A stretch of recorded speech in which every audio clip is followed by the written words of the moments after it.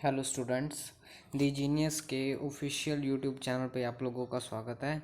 आज हम आपके लिए लेके आए हैं इलेक्ट्रिकल मशीन के कुछ क्वेश्चंस। जैसा कि आपको पता ही है, यूपीपीसीएल में TG2 की वैकेंसीज आ गई हैं, तो इसमें ये आपके लिए बहुत हेल्पफुल होगा। आपकी इसके साथ रिवीजन भी हो जाएगी और आपके MCQ प्रैक्टिस भी हो जाएगी। जैसा कि आपको पता ही है कि किसी भी एग्ज़ाम को क्रैक करने के लिए रिवीजन के साथ साथ MCQ लगाना बहुत इंपॉर्टेंट होता है। तो आज हम आपको इलेक्ट्रिकल मशीन के कुछ MCQs करवाएंगे, जिसमें हम आपको एक क्वेश्चन के साथ साथ 3-4 और क्वेश्चन करवाएंगे। तो यहाँ अगर हम आपको 10 क्वेश्चन करवाएंगे तो उसके साथ साथ आपके 30-40 क्वेश्चन कवर हो जाएंगे। तो अगर आपको वीडियो पसंद आए तो इसको लाइक करें, चैनल को सब्सक्राइब ज़रूर करें ताकि आपके पास हमारी आगे और भी वीडियो पहुंचती रहे।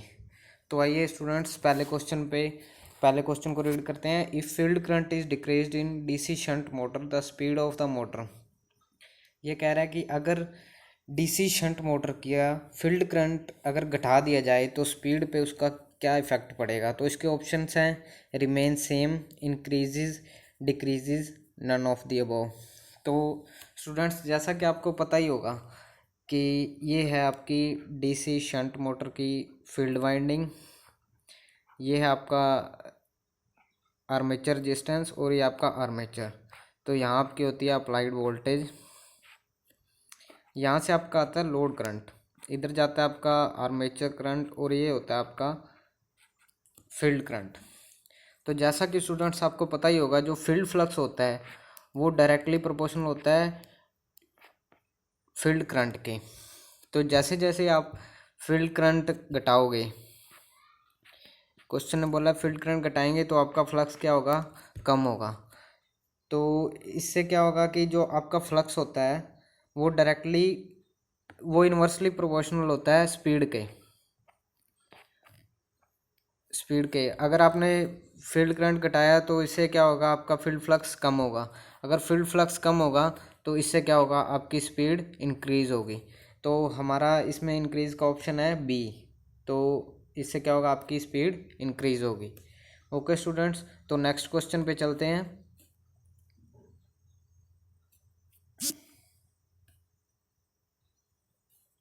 अगला क्वेश्चन है स्टूडेंट्स आपका, what is the mechanical power developed by a DC motor is maximum. इसने पूछा कि जो DC सीरीज मोटर के द्वारा मैक्सिमम पावर कब डेवलप्ड होगी। तो इसके लिए स्टूडेंट्स आपको एक रिलेशन याद रखना है, जिसमें होता है आपका EB is equal to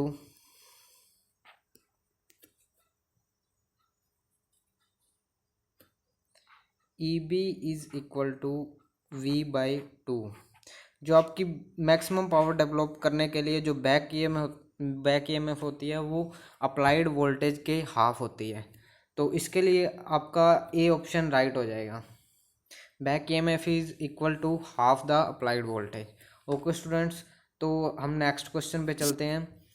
next question है, what is the shunt resistance component equivalent circuit obtained by no load test of a induction motor represent of. तो स्टूडेंट्स, ये आपको कह रहा है कि आपकी जो नो लोड टेस्ट होता है इंडक्शन मोटर का, वो आपका क्या कैलकुलेट करता है, वो कौन से कंपोनेंट इक्विवेलेंट सर्किट के आपको देता है। इसमें आपका राइट आंसर होगा कोर लॉस ओनली। जो आपका नो लोड टेस्ट होता है उसमें सिर्फ आपके कोर लॉस आते हैं इंडक्शन मोटर के, उसमें आपके कॉपर लॉस नहीं आते हैं, कॉपर लॉस आपके नहीं आते हैं, ओनली कोर लॉस बताता है वो। तो इसका राइट आंसर बी हो जाएगा आपका। तो हम नेक्स्ट क्वेश्चन पे चलते हैं। नेक्स्ट क्वेश्चन है आपका, if in Ward Leonard system the lower limit of the speed imposed by. जो ये कह रहा है कि जो वार्ड लियोनार्ड मेथड होता है, जैसा कि आपको पता ही होगा, वार्ड लियोनार्ड मेथड है एक स्पीड कंट्रोल का। ये बहुत अच्छा मेथड माना जाता है स्पीड कंट्रोल का DC सीरीज मोटर की। तो इसमें क्या होता है कि आपके पास एक होता है DC जनरेटर, एक होता है DC जनरेटर और एक होती है आपके पास DC मोटर। ठीक है, इस मेथड को हम जनरली नहीं यूज़ करते हैं क्योंकि इसकी जो इनिशियल कॉस्ट होती है वो बहुत हाई आती है। इसी वजह से हम इसको जनरली यूज़ नहीं करते हैं। तो इस मेथड में वो पूछ रहा है कि जो स्पीड होती है जो मोटर की, वो कम से कम किसके द्वारा इम्पोज की जाती है। तो ये होता है जो आपका रेजिडुअल मैग्नेटिज्म होता है ना जनरेटर का, उसके द्वारा इम्पोज की जाती है। तो इसका आपका राइट आंसर सी हो जाएगा। स्टूडेंट्स, ये जो एमसीक्यूज़ हैं हम बेसिक से लेके आपको हाई लेवल तक लेके जाएंगे। तो ये आपके एग्ज़ाम के लिए बहुत इंपॉर्टेंट एमसीक्यूज़ हैं। आपको पता ही होगा कि अब कंपटीशन का लेवल बहुत हाई हो रहा है, तो आपको एमसीक्यूज़ प्रैक्टिस ज़्यादा लगाने की ज़रूरत है। कंसेप्ट भी आपको आने चाहिए। उसके बाद आपकी एमसीक्यूज़ की अगर प्रैक्टिस नहीं होगी तो आप पेपर में एमसीक्यूज़ कर नहीं पाओगे। तो इसके लिए हम आपके लिए सीरीज लेके आए हैं। तो अगले क्वेश्चन पे चलते हैं स्टूडेंट्स। अगला क्वेश्चन है आपका, ward Leonard control is basically, ये पूछ रहा है कि ये किस टाइप में आता है, कौन सा स्पीड कंट्रोल में आता है। तो वार्ड लियोनार्ड जो होता है ना, वो आपका होता है armature voltage control. Armature voltage control की कैटेगरी में आता है ये। तो इसका आंसर आपका सी हो जाएगा। स्टूडेंट्स, आपको ये याद रखना है कि ये आर्मेचर वोल्टेज कंट्रोल, आप इसमें कंफ्यूज ना हो कि आर्मेचर रेजिस्टेंस कंट्रोल में होता है, नहीं, ये आर्मेचर वोल्टेज कंट्रोल में आता है। तो नेक्स्ट क्वेश्चन की तरफ हम चलेंगे। ये देखिए students, for very sensitive and wide speed control the preferable control method is. तो इसके लिए मैंने अभी आपको बताया ही है कि ये बहुत अच्छा मेथड है जो स्पीड कंट्रोल का है। इसकी हाई इनिशियल कॉस्ट की वजह से हम इसको ज़्यादा प्रेफर नहीं करते हैं। ये सेंसिटिव मोड बहुत ज़्यादा वाइड स्पीड के लिए कंट्रोल के लिए यूज़ किया जाता है। तो इसको इसका आंसर हो जाएगा आपका बी। तो नेक्स्ट क्वेश्चन पे चलते हैं स्टूडेंट्स। नेक्स्ट क्वेश्चन है आपका, eddy current loss will depend on. आपका एडी करंट लॉस इसने पूछा है। तो आपको पता ही होगा एडी करंट लॉस का आपका फॉर्मूला होता है P E is equal to K E F square B M square और आपका टी स्क्वायर। इसमें आपका एफ स्क्वायर होता है फ्रीक्वेंसी, ठीक है स्टूडेंट्स। ये होता है आपका flux density,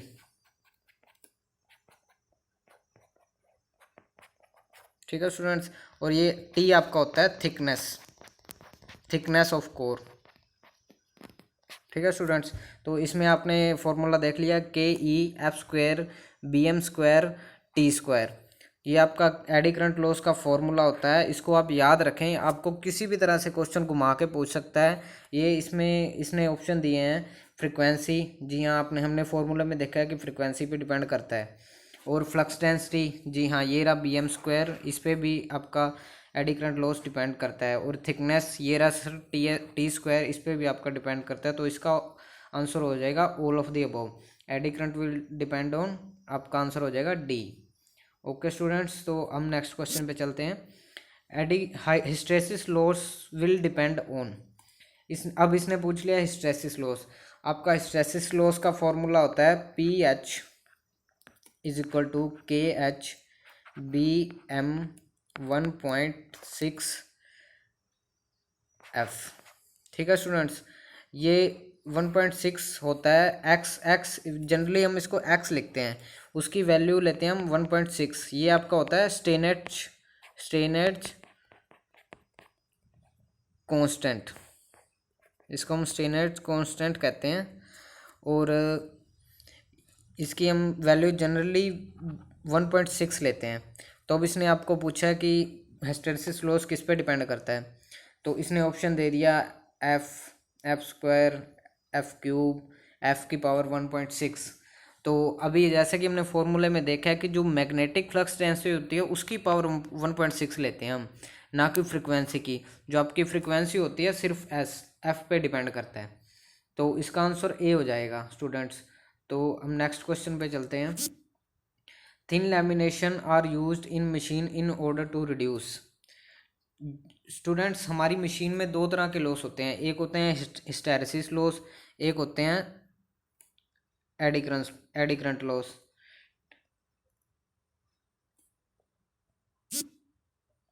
AD current loss, ठीक है। तो हिस्टेरेसिस एडी करंट लॉस को रिड्यूस करने के लिए हम मशीन ट्रांसफार्मर को हम मशीन पूछा ना इसने, हाँ ठीक है। तो इसमें हम थिन लैमिनेशन यूज़ करते हैं सिलिकॉन स्टील की। ठीक है स्टूडेंट्स, तो इसका आंसर ए हो जाएगा। नेक्स्ट क्वेश्चन पे चलते हैं हम। Hysteresis loop represent the area of. ठीक है, स्टेरिसिस लूप बनता है एक, मैं आपको बना के दिखा देता हूँ। एक ऐसे स्टेरिसिस लूप बनता है जो क्या दर्शाता है स्टूडेंट्स, आपके हिस्टैरिसीस लॉस। हिस्टैरिसीस लॉस को फाइंड आउट करने के लिए कि कितने हैं, उसके लिए हम हिस्टैरिसीस लूप बनाते हैं। और याद रखिए, अगर जितना ही वाइड होगा ये जो आपका ये वाला लूप है, ये वाला, इसका एरिया जितना ज़्यादा होगा, जितना ये वाइड होगा, उतने ही ज़्यादा आपके हिस्टैरिसीस लॉस होंगे। जितना ये नैरो होगा उतने ही आपके हिस्टैरिसीस लॉस कम होंगे। ठीक है स्टूडेंट्स, और ये याद रखिए, आप कहीं से भी क्वेश्चन पूछ सकते हैं आपसे।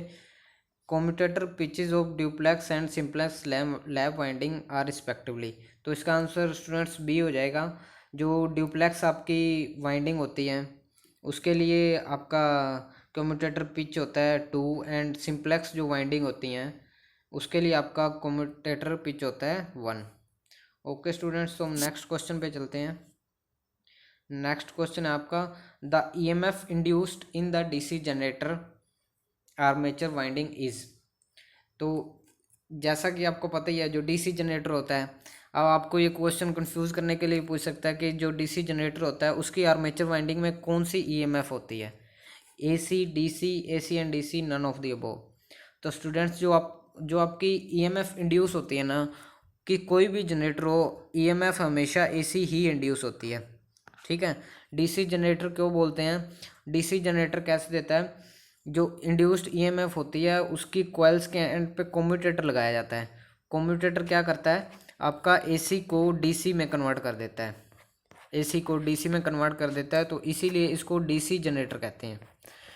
लेकिन इसने पूछा है कि ईएमएफ इंड्यूस्ड तो स्टूडेंट्स उसकी आर्मेचर वाइंडिंग में एसी ही होती है, तो इसका राइट आंसर आपका हो जाएगा ए, एसी। ठीक है students, commutator in DC generator is used for, ये देख लीजिए, जैसा कि मैंने आपको बताया कि डीसी जनरेटर में कम्यूटेटर किस लिए यूज़ करते हैं। अब इसने ऑप्शन दिए हैं कि आपका collecting of current, reduce losses, increase efficiency, convert AC armature current into DC. तो ये देख लीजिए, इसका आंसर आपको पता ही होगा, डी है। ये एसी आर्मेचर करंट को डीसी में कर देता है, इसीलिए इसको डीसी जनरेटर कहते हैं। कम्यूटेटर ये काम करता है। तो अगले क्वेश्चन पे चलते हैं स्टूडेंट्स। ये a DC generator without commutator is, जैसा कि मैंने आपको बताया कि जो आपकी ईएमएफ इंड्यूस होती हैं वो तो एसी ही होती है, उसको डीसी में कौन कन्वर्ट करता है, वो करता है कम्यूटेटर। ठीक है, अगर मान लो ये कम्यूटेटर ना हो, इसने क्या लिखा है, विदाउट कम्यूटेटर। अगर मान लो ये कम्यूटेटर ना हो तो ये डीसी में कन्वर्ट ही नहीं होगा। डीसी में कन्वर्ट नहीं होगा तो ईएमएफ आउटपुट पे कौन सी मिलेगी हमें, एसी। तो एसी आउटपुट देगा। अगर डीसी आउटपुट दे रहा था तो हम इसको डीसी जनरेटर कह रहे थे, अगर एसी आउटपुट देगा तो हम इसे एसी जनरेटर ही कहेंगे। In DC machine yoke offers, आपको पता ही होगा कि डीसी मशीन में जो उसका कंस्ट्रक्शन होती है उसमें योक होता है। ये पूछ रहा है कि योक का क्या काम होता है। अब ऑप्शन ए है mechanical protection to the machine, option B है flux path completion, option C produce working flux, और option D both A and B. ठीक है, अब इसका काम क्या होता है, जो योग होता है, आप मेरा याद रखना, योग का जो काम होता है, योग जो होता है, एक तो जो पोल्स होता है, मशीन के पोल्स होते हैं ना, उनको मैकेनिकल प्रोटेक्शन देता है, मैकेनिकल प्रोटेक्शन। और दूसरा इसका काम होता है कि ये जो फ्लक्स होता है ना, फ्लक्स, मैग्नेटिक फ्लक्स होता है जो आपका, उसका पाथ भी कंप्लीट करवाता है, पाथ कंप्लीट। तो ये दो काम होते हैं इसके। ठीक है, तो अब इसका आपका कौन सा होगा ऑप्शन, ऑप्शन डी आपका राइट आंसर हो जाएगा कि ये जो दोनों काम होते हैं इसके होते हैं। ठीक है, अब नेक्स्ट क्वेश्चन पे चलते हैं। In a DC machine 72 number of coils are used, find the number of commutator segments. ठीक है, अब आपको इसमें कम्यूटेटर सेगमेंट पूछा है। स्टूडेंट्स ऐसे छोटे छोटे न्यूमेरिकल आपके एग्ज़ाम में पूछता है जो कि होते तो आसान है, लेकिन इसके बारे में अगर आपने एमसीक्यूज नहीं लगाए या कॉन्सेप्ट नहीं पता तो आप कर नहीं पाओगे। जैसा कि आपको पता ही है कि अभी नेगेटिव मार्किंग भी होती है हर एग्ज़ाम में, तो इसका हम आंसर बताते हैं आपको। जो कम्यूटेटर के सेगमेंट्स होते हैं ना, कम्यूटेटर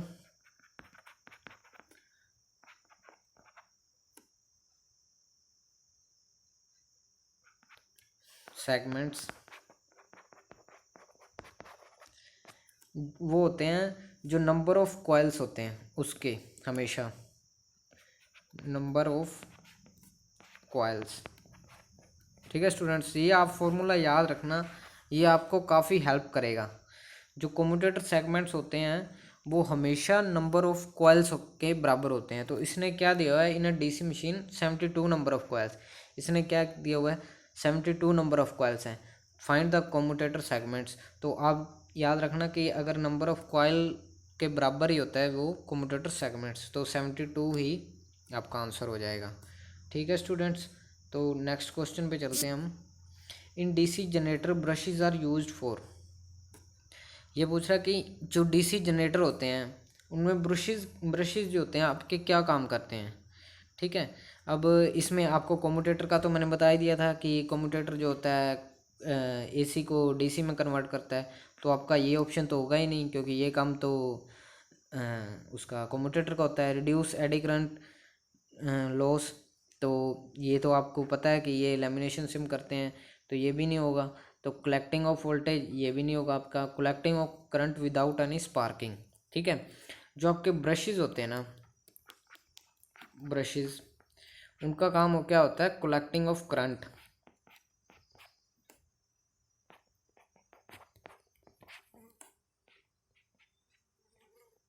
ठीक है, और ये किससे कलेक्ट करते हैं, जो हमारी कॉइल्स जो अटैच्ड होती हैं कम्यूटेटर से, और ये जो ब्रशेज हैं ये कम्यूटेटर के सरफेस पे टच किए जाते हैं। तो ये क्या करते हैं कम्यूटेटर के सरफेस से डीसी करंट को कलेक्ट करते हैं। ठीक है, और ये अच्छे तब माने जाते हैं कि जब ये कोई किसी तरह की स्पार्किंग ना करें।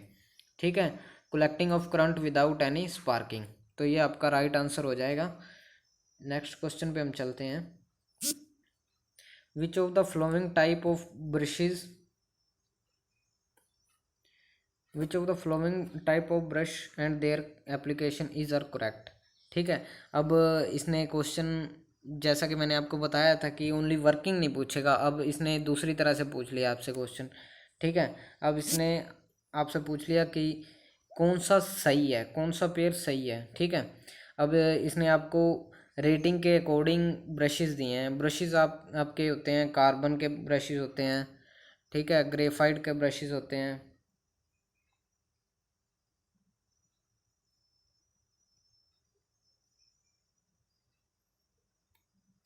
ये कार्बन ब्रशेस हो गए आपके, और ग्रेफाइट के भी होते हैं। तो इसने इसकी रेटिंग के हिसाब से इनकी वर्किंग पूछी है। तो कार्बन के ब्रशेज होते हैं वो होते हैं नॉर्मल रेटिंग के, नॉर्मल रेटिंग के लिए यूज़ किए जाते हैं, नॉर्मल रेटिंग की एप्लीकेशंस के लिए। ठीक है, और जो कॉपर इलेक्ट्रोग्रेफाइट के होते हैं, सॉरी, इलेक्ट्रोग्रेफाइट के जो होते हैं वो आपके लार्ज रेटिंग के लिए ही यूज़ किए जाते हैं। और जो कॉपर ग्रेफाइट के होते हैं वो low voltage high current density के लिए यूज़ किए जाते हैं। तो अपने आप में ये तीनों पेयर ही ठीक है, लेकिन एग्ज़ाम में आपसे ज़रूरी नहीं है कि ऐसे ही पूछेगा। हो सकता है एग्ज़ाम में आपसे पूछ ले कि कॉपर ब्रशेज़ किसके लिए यूज़ कर किए जाते हैं। आपको ऑप्शन 1 दे देगा नॉर्मल रेटिंग, 2 दे देगा आपको लार्ज के लिए, 3 दे देगा लो रेटिंग के लिए, और 4 दे देगा एनी ऑफ दी अबव, कुछ भी दे देगा। तो आपको इससे नॉर्मल के ही कार्बन, जैसे कि आपको पता ही है, इससे क्या हो गया आपके 3 से 4 क्वेश्चन आपके तैयार हो गए हैं। ठीक है स्टूडेंट्स, तो अब नेक्स्ट क्वेश्चन पे चलते हैं। Which of the following bearing and their uses are correct. ठीक है, आपको तो पता ही होगा कि रोटर के साथ बियरिंग लगाए जाते हैं, हमारा जो रोटर होता है मशीन का उसके साथ बियरिंग यूज़ किए जाते हैं, बियरिंग। ठीक है, तो अब इसने पूछा कि कौन सी मशीन के लिए कौन से बियरिंग यूज़ किए जाते हैं। तो जो बॉल बियरिंग होते हैं वो स्मॉल मशीन के लिए यूज़ किए जाते हैं, और जो रोलर बियरिंग होते हैं वो लार्ज मशीन के लिए ही यूज़ किए जाते हैं। ठीक है स्टूडेंट्स, ये दोनों भी आपको याद रखने हैं। ये भी आपको एग्ज़ाम में किसी तरह से क्वेश्चन दे सकता है, कि आपको दे सकता है कि ball bearing are use for small machine, large machine, या normal rating machine, none of the above, कुछ भी दे सकता है। तो आपको याद रखना है ये दोनों। इससे भी आपके 2 से 3 क्वेश्चन तैयार हो गए हैं। Which of the following winding are necessary in case of all DC machines. ठीक है, इसने पूछा आपको जो डीसी मशीन होती हैं इनमें से कौन सी वाइंडिंग ज़रूरी है। लैप वाइंडिंग और वेव वाइंडिंग। लैप वाइंडिंग और वेव वाइंडिंग तो हम रेटिंग के हिसाब से यूज़ करते हैं, हमारे करंट और वोल्टेज की रिक्वायरमेंट के हिसाब से। ओपन टाइप वाइंडिंग हम यूज़ नहीं करते। क्लोज वाइंडिंग, जो हमारी क्लोज वाइंडिंग है ना वो हमेशा डीसी मशीन में यूज़ की जाती है। जो हमारी वाइंडिंग होती हैं वो हमेशा डीसी मशीन में क्लोज्ड ही यूज़ की जाती हैं। ओके स्टूडेंट्स, तो नेक्स्ट क्वेश्चन पे चलते हैं। DC machine winding are, DC machine winding क्या होती हैं। DC machine winding full pitch, short pitch, either of these. ठीक है, जो डीसी मशीन की वाइंडिंग होती हैं वो इन दोनों में से कोई भी हो सकती हैं, आइदर ऑफ दीज, दोनों ही हो सकती हैं। ठीक है स्टूडेंट्स, तो नेक्स्ट क्वेश्चन पे चलते हैं हम। In a DC machine 4 pole lap winding is used, the number of parallel paths are. ठीक है, जो आपके नंबर ऑफ पैरेलल पाथ होते हैं, जो लैप वाइंडिंग होती है, जो लैप वाइंडिंग होती है उसमें नंबर ऑफ पैरेलल पाथ हमेशा होते हैं पोल्स के बराबर। ठीक है, और जो आपकी वेव वाइंडिंग होती है उसमें आपके नंबर ऑफ पैरेलल पाथ हमेशा 2 ही होते हैं, चाहे पोल 2 हों, 4 हों, 10 हों, 12 हों, जितने भी पोल हों, लेकिन आपके नंबर ऑफ पैरेलल पाथ 2 ही होंगे। और जो लैप वाइंडिंग होगी उसमें आपके नंबर ऑफ पैरेलल पाथ कितने होते हैं, पोल्स के बराबर ही होते हैं। ठीक है, अब इसमें आप कंफ्यूज हो जाओगे एग्ज़ाम में जब क्वेश्चन आता है, तो इसको आप ऐसे भी याद रख सकते हैं। जो लैप में ए पी आता है ना, ए पी का मतलब होता है ए इज इक्वल टू पी। आप ऐसे इस ट्रिक से भी याद रख सकते हैं इनको। ठीक है, इन अ इसने क्या पूछा, in a DC machine 4 pole lap winding is use, the number of parallel paths are. इसमें क्या है कि लैप में तो हमें पता है कि पोल्स के बराबर ही होते हैं, तो इसका आंसर 4 हो जाएगा। ठीक है स्टूडेंट्स, तो नेक्स्ट क्वेश्चन पे चलते हैं हम। In a DC machine 6 pole wave winding is use, the number of parallel paths are. अब जैसे कि हमने अभी पिछले कॉन्सेप्ट में पढ़ा है कि जो वेव वाइंडिंग होती हैं उसमें पैरेलल पाथ सिर्फ 2 ही होते हैं, चाहे कितने भी पोल की मशीन हो। ठीक है स्टूडेंट, इसका आंसर सी हो जाएगा। नेक्स्ट क्वेश्चन पे चलते हैं। Interpole winding is connected in. ठीक है, इंटरपोल वाइंडिंग होती है जो इंटरपोल्स, स्टूडेंट्स ये जो, जैसे ये आपकी डीसी मशीन है, ठीक है, और ये आपके होंगे मेन पोल्स, ये आपके मेन पोल्स होंगे। ठीक है, जैसे ये नॉर्थ हो गया, ये आपका साउथ हो गया। ठीक है, इंटरपोल्स आपके इनके बीच में प्लेस्ड किए जाते हैं। यहाँ पे जो आपका मैग्नेटिक फील्ड होता है उसको इम्प्रूव करने के लिए यहाँ पे इंटरपोल्स आपके लगाए जाते हैं। ठीक है, जो इंटरपोल की जो वाइंडिंग होती है वो हमेशा आर्मेचर वाइंडिंग की सीरीज में कनेक्ट होती है, तो इसका आपका ये आंसर राइट हो जाएगा। ठीक है, और जो हमारी इंटरपोल की पोलैरिटी कभी कभी पूछ लेता है अभी, जो इंटरपोल की पोलैरिटी होती है ना वो जनरेटर में होती है as per next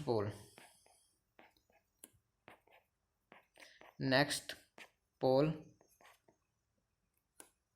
in direction of rotation.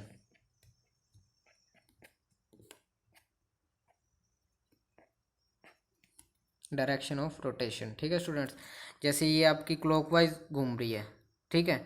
ये वाला जो इंटरपोल है आपकी, अगर इसकी पोलैरिटी पूछ ले तो आपकी रोटेशन ये है, नेक्स्ट पोल इससे नेक्स्ट पोल ये है, तो इसकी पोलैरिटी आपकी साउथ ही आएगी। ठीक है। ये जो पोल है आपका, इसकी पोलैरिटी क्या आएगी आपकी, नॉर्थ आएगी। ठीक है स्टूडेंट्स। और ये जनरेटर के केस में हो गया।